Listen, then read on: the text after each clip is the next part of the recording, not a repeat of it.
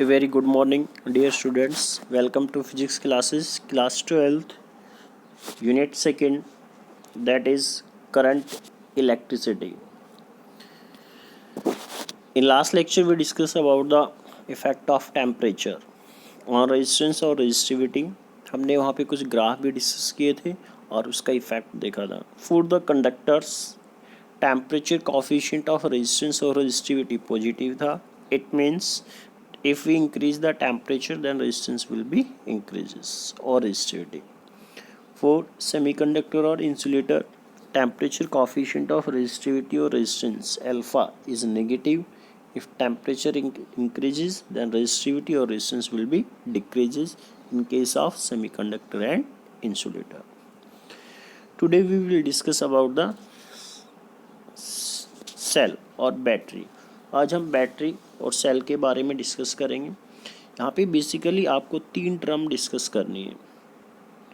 First one होगा आपके पास EMF, second one होगा आपके पास पीडी मतलब पोटेंशियल डिफरेंस, और थर्ड वन होगा आपके पास इंटरनल रेजिस्टेंस.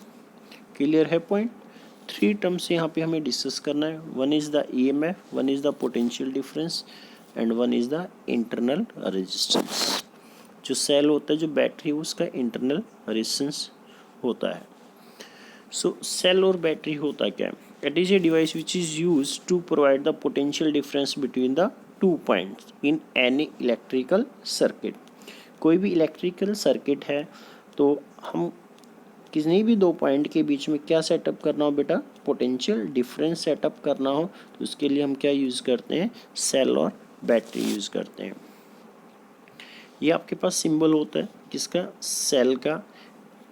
बड़ा मतलब जो लार्ज टर्मिनल वो पॉजिटिव होता है, स्मॉल टर्मिनल नेगेटिव, और इस लार्ज पॉजिटिव का मतलब होता है हाई पोटेंशियल और नेगेटिव का मतलब होता है बेटा लो पोटेंशियल. पॉइंट क्लियर है? पॉजिटिव का मतलब क्या है बेटा? हाई पोटेंशियल, नेगेटिव का मतलब है लो पोटेंशियल. तो इसकी हेल्प से क्या सेटअप हो जाता है? Potential difference. क्लियर है? कम्बिनेशन ऑफ जो सेल होता है उसको हम क्या बोलते हैं बेटा? बैटरी.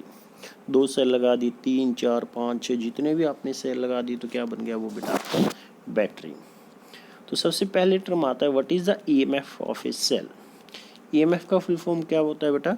Electromotive force. ईएमएफ का मतलब क्या होता है? Electromotive force. एक बार वापस चलिए बेसिकली आप बेसिक्स के ऊपर करंट के.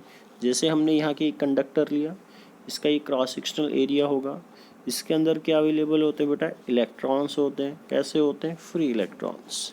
जब कोई भी पोटेंशियल डिफरेंस आपने अप्लाई नहीं किया तो ये रैंडमली मूव करते हैं, तो यहाँ करंट कितना होता है बेटा? 0. लेकिन जैसे ही आप क्या लगाते हैं? बैटरी कनेक्ट करते हैं, मतलब ईएमएफ.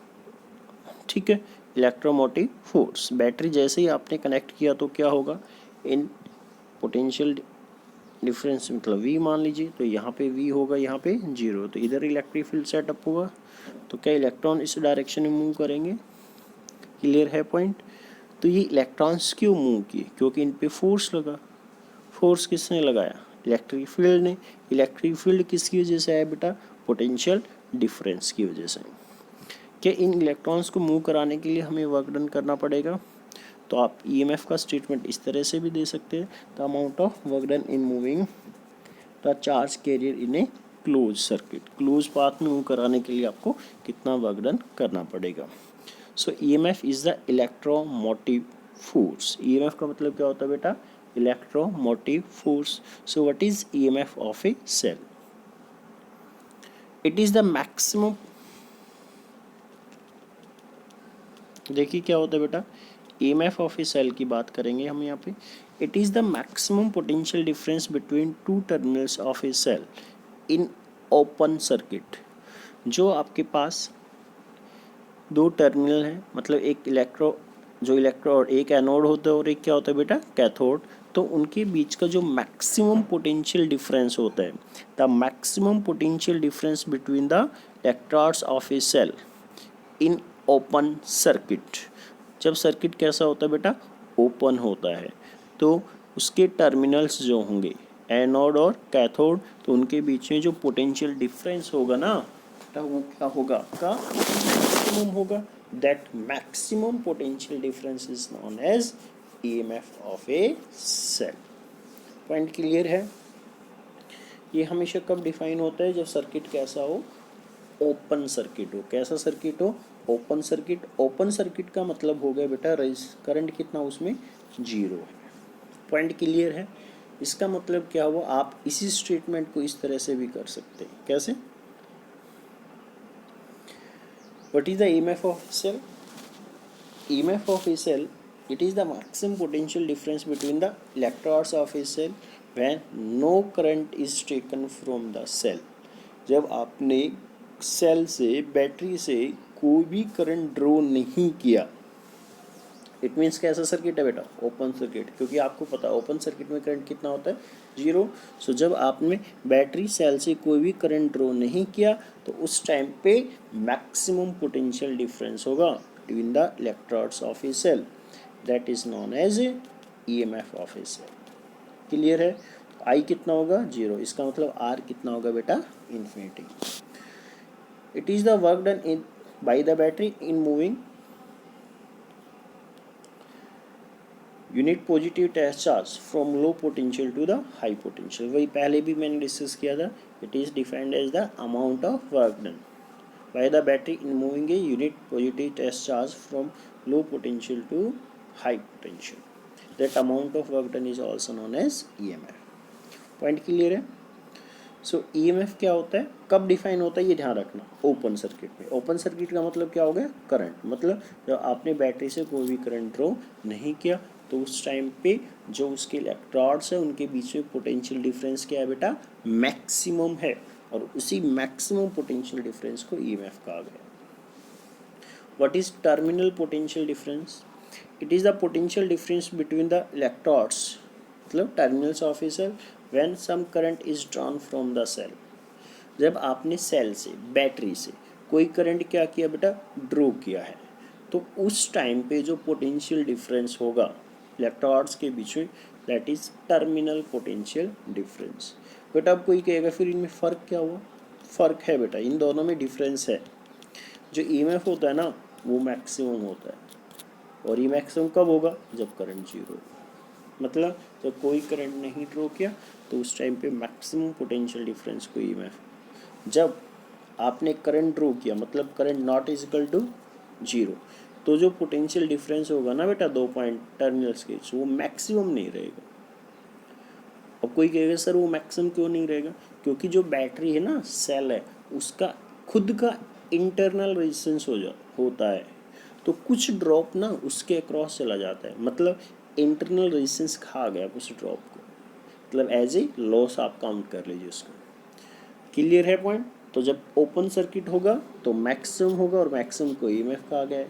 जब करंट सर्किट क्लोज कर दिया तो मतलब आपने करंट लिया तो उसका जो इंटरनल रेजिस्टेंस है ना उसके अक्रॉस भी ड्रॉप आ गया। ठीक है, तो क्या अब वो मैक्सिमम रहेगा? नहीं रहेगा। तो अब क्या डिफाइन हो गया? वो टर्मिनल पोटेंशियल डिफरेंस। एक एग्जांपल से समझाता हूँ। जैसे मान लीजिए बेटा EMF है 12 वोल्ट, ठीक है, तो ये क्या है? Maximum potential difference. मतलब जब करंट कितना था? जीरो। अब आपने क्या किया? सर्किट, ये ओपन सर्किट में होगा। कैसे सर्किट में? ओपन सर्किट को क्या कर दिया बेटा आपने? क्लोज। तो current not is equal to zero. तो अब ये 12 से मान लीजिए हो गया 10 वोल्ट, तो 2 वोल्ट कहाँ गया? 2 वोल्ट बेटा जो इसके इंटरनल रेजिस्टेंस है ना उसके क्रॉस ड्रॉप हो गया। पॉइंट क्लियर है? सो पहले दो टर्म क्लियर है। EMF क्या होता है बेटा? और terminal potential difference. Terminal potential difference close circuit में होगा, ओपन में EMF डिफाइन होगा। Internal resistance of a cell, it is the resistance offered by the electrodes and electrolyte of the cell. आपने इलेक्ट्रोकेमिस्ट्री में खूब पढ़ा, इसके बारे में कोई नया टर्म नहीं है। Internal resistance of a cell, it is the resistance offered of by the electrode and electrolyte of the cell. जो इलेक्ट्रोड्स होते हैं बैटरी के अंदर, एनोड और कैथोड आपने सुना होगा, इसके अंदर सॉल्यूशन भी होता है, इलेक्ट्रोलाइट होता है, वो भी खुद का अपना रेजिस्टेंस ऑफर करते हैं। ठीक है, उस रेजिस्टेंस को क्या कहा गया बेटा? Internal resistance. अब कई बार क्वेश्चन आ जाता है रेजिस्टेंस होता क्या है? What is resistance? रेजिस्टेंस है क्या? रेजिस्टेंस एक कॉमन वर्ड है। रेजिस्टेंस का मतलब है रिस्ट्रिक्शन, मतलब अपोजिशन, किसी चीज़ का अपोज करना, रिस्ट्रिक्ट करना, अपोज करना। क्लियर है? तो यहाँ पे हम इलेक्ट्रिसिटी में पढ़ रहे हैं, तो यहाँ रेजिस्टेंस क्या होगा? रेजिस्टेंस का मतलब है किसी भी चीज़ का अपोज करना। तो यहाँ पे अपोज किसका होगा बेटा? इलेक्ट्रॉन्स का। बेसिक पे जाइए वापस, क्योंकि मूव कौन कर रहे हैं? इलेक्ट्रॉन्स। एनर्जी लेके कौन जा रहा है? इलेक्ट्रॉन। तो अपोज किसका होगा? इलेक्ट्रॉन का। तो कई बार पूछ लेते हैं ना कि इलेक्ट्रॉन का अपोज कौन करेगा, आप बोलते हैं रेजिस्टेंस करेगा। बेटा गलत है। रेजिस्टेंस का मतलब होता है किसी भी चीज़ का अपोज करना। पॉइंट क्लियर है? Resistance is a common word. Resistance का मतलब किसी भी चीज़ का अपोज करना। यहाँ अपोज किसका होगा बेटा? इलेक्ट्रॉन्स का होगा। इलेक्ट्रॉन्स का अपोज करेगा कौन? जब इलेक्ट्रॉन ट्रेवल करेगा ना, तो अनदर इलेक्ट्रॉन्स के साथ भी तो स्ट्राइक करेगा। और जो उसका एटम वाला पार्ट है ना मटेरियल में, वो भी उसके साथ भी स्ट्राइक करता हुआ चलेगा। तो नेबरिंग इलेक्ट्रॉन्स क्या करेंगे? एटम क्या करेगा? उसका अपोज करेगा। पॉइंट क्लियर है? रेजिस्टेंस का मतलब है किसी भी चीज़ का अपोज करना। अपोज होगा क्या? किसका बेटा? इलेक्ट्रॉन्स का। इलेक्ट्रॉन्स का अपोज कौन करेगा? अनदर इलेक्ट्रॉन और एटम वाला पार्ट। पॉइंट क्लियर है? सो ऐसे ही क्या होता है, जो इलेक्ट्रोलाइट होता है, बैटरी जो सेल है, उसके अंदर इलेक्ट्रोड्स होते हैं, उसके अंदर सॉल्यूशन होता है, तो वो भी अपोज करते हैं। तो उसी को ही क्या बोलते हैं? Internal resistance of the cell. किस किस पे डिपेंड करेगा बेटा? टेम्परेचर पे डिपेंड करेगा, nature of electrode, electrolyte, distance between the electrodes, area of electrodes emerge in electrolyte. Point clear है? So these are the factors on which internal resistance of a cell depend. Temperature of electrolyte, alpha negative होता है, ठीक है। Nature of electrolyte और electrode nature पे भी depend करेगा। Distance, अगर आप so these are the factors on which internal resistance depend. मान लीजिए कोई भी बैटरी है, सेल है, ये है बेटा, ये बैटरी सेल है, इसका इंटरनल रेजिस्टेंस आर है, इसको स्मॉल आर से रिप्रेजेंट किया गया है। इसका ईएमएफ कितना है बेटा? ई है। यहाँ पे ए पॉइंट और यहाँ पे आपका EMF E, internal resistance R, point A और पॉइंट बी। ठीक है बेटा। मान लीजिए इसमें ऐसे करंट फ्लो कर रहा है, कितना करंट फ्लो कर रहा है बेटा? आई, पॉजिटिव और नेगेटिव। पॉजिटिव टर्मिनल से करंट लीव कर रहा है, बाहर निकल रहा है, तो बैटरी बेटा डिस्चार्ज हो रही है। बैटरी क्या हो रही है? डिस्चार्ज। पॉइंट क्लियर है? सो यहाँ पे जो देखिए, अगर हम दो पॉइंट की बात करें, दो पॉइंट का मतलब हम ए और बी पॉइंट की बात करें, किसकी बात करें बेटा? ए और बी पॉइंट। यहाँ पे ए, यहाँ पे बी, तो ये यहाँ पे पोटेंशियल कितना? वी। यहाँ कितना ले रखा है? वी। यहाँ कितना ले रखा है? 0। तो डिफरेंस कितना हुआ बेटा? वी इज इक्वल टू कितना हो? ईएमएफ कितना है? ई माइनस आई आर। ये बेटा बैटरी ना डिस्चार्ज हो रहा है। इसको हम और एक्सप्लेनेशन, इसको आता कैसे है हम आगे केवीएल और केसीएल में डिस्कस करेंगे। तो बेटा यहाँ पे ए पॉइंट पे वी, यहाँ पे 0, तो पोटेंशियल डिफरेंस कितना हुआ? V is equal to E minus I R. मतलब जब पॉजिटिव टर्मिनल से बैटरी के लीव करता है क्या बेटा? करंट, तो इसका मतलब बैटरी डिस्चार्ज हो रही है। बैटरी क्या हो रही है बेटा? डिस्चार्ज। जब पॉजिटिव टर्मिनल ऑफ बैटरी से करंट क्या करेगा? आपका लीव करेगा। तो V इज इक्वल टू होता है E minus I R. V क्या है बेटा? यहाँ पे पोटेंशियल डिफरेंस। E क्या है बेटा? EMF। स्मॉल r क्या है? Internal resistance of cell. Small r क्या है? Internal resistance of cell. तो इसका रेजिस्टेंस आ रही है, इंटरनल रेजिस्टेंस है बेटा ये, और इसमें करंट आई गया, तो इसके क्रॉस ड्रॉप क्या हुआ बेटा? I into R. तो V is equal to E minus I R. Point clear है? अगर बैटरी बेटा चार्ज होती, चार्ज का मतलब पॉजिटिव टर्मिनल पे करंट एंटर करता, तब ये V लिखा जाता है V is equal to E plus I R. क्या लिखा जाता है बेटा, V is equal to E plus I R when battery is charging. Discharge हो रही है तो V is equal to E minus I R. अब सोच समझ के बताना बेटा आप यहाँ पे। सो बेटा ओपन सर्किट होता है तो सोच समझ के बताओ मेरे को, कैसा सर्किट होता है बेटा, open circuit. So what is the value of I, V is equal to E minus I R. Open circuit में करंट कितना होता है, 0, तो V इज इक्वल टू क्या हो जाता है, E। मतलब ओपन सर्किट में टर्मिनल पोटेंशियल डिफरेंस EMF के इक्वल ही होता है। जब बैटरी चार्ज होगा तो क्या लिखा जाता है बेटा, V is equal to E plus I R. क्या ये V ग्रेटर देन होता है E से, बिल्कुल होता है। तो इसका मतलब V ग्रेटर देन E होता है चार्जिंग के केस में, V is equal to E होता है ओपन सर्किट में, और डिस्चार्ज हो रहा है तो V is equal to E minus I R. E में से कुछ सब्ट्रैक्ट हो रहा है तो V is less than E। तो जो है ना V इज इक्वल टू भी हो सकता है ई में, V क्या है बेटा, potential difference. V greater than V E हो सकता है चार्जिंग के केस में, और V लेस देन E भी हो सकता है डिस्चार्जिंग के केस में। ये MCQ बहुत इंपॉर्टेंट क्वेश्चन है, ये ध्यान रखना बेटा। तो तीनों पॉसिबिलिटी होती है। पॉइंट क्लियर है। तो ये मत बोल देना कि EMF तो हमेशा ही ज़्यादा होता है, नहीं, तीनों पॉसिबिलिटी हैं ये सब आपके सामने। ठीक है बेटा। सो V इज इक्वल टू क्या हो गया आपके पास, E minus I are. Cases तो क्लियर होंगे, चार्जिंग और डिस्चार्जिंग। अगर हमें R निकालना हो, स्मॉल r, हमें तो इंटरनल रेजिस्टेंस चाहिए ना, तो V इज इक्वल टू है आपके पास E minus I R. Small r चाहिए तो आई आर को हम इधर लेके आए बेटा, I R is equal to हो गया E minus V, small r is equal to हो गया E minus V over I, E minus V over I. Point clear है। करंट हम निकाल सकते हैं। मान लीजिए कोई भी एक्सटर्नल रेजिस्टेंस लगा रखा है, ये देखिए इस डायग्राम में देखिए, इसका EMF कितना है बेटा, E। बैटरी का EMF कितना है, E, और इसका इंटरनल रेजिस्टेंस कितना है, स्मॉल r, और ये कैपिटल R। ये क्या है बेटा, एक्सटर्नल रेजिस्टेंस। तो पोटेंशियल डिफरेंस कितना हो बेटा, V।